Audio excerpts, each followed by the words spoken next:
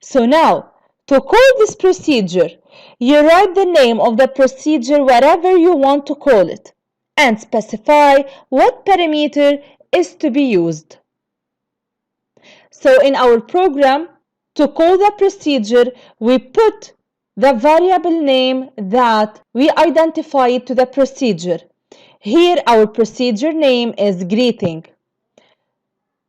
So to call the procedure, we put greeting and put between brackets and quotations the word James, for example.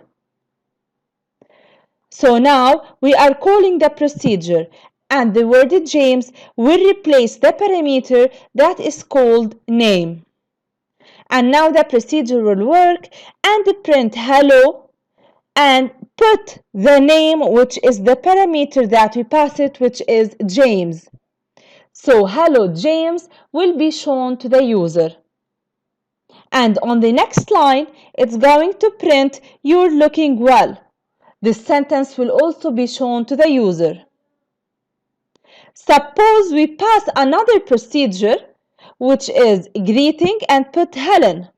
So now the parameter name has the word Helen. So when printing hello and put the name, the parameter is Helen. So hello Helen will be shown to the user. And when we print you're looking well, the sentence will also be shown to the user on the next line. Now suppose we have a variable which is called first name. We put in it an input message to the user. What is your name? This sentence will be shown to the user, and now the user can enter his name. When the user entered his name, it will be saved in variable first name. And when we call the procedure greeting, we put in it greeting and pass in it the variable first name.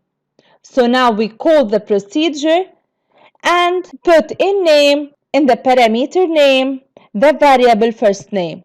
So on the procedure work, it will print hello and the first name.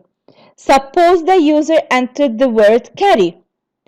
So it will print hello and beside it Carrie, which the user entered and been saved in variable first name. Then it's going to print on another line, you're looking well. So you can pass as many parameters as you like, separated by commas.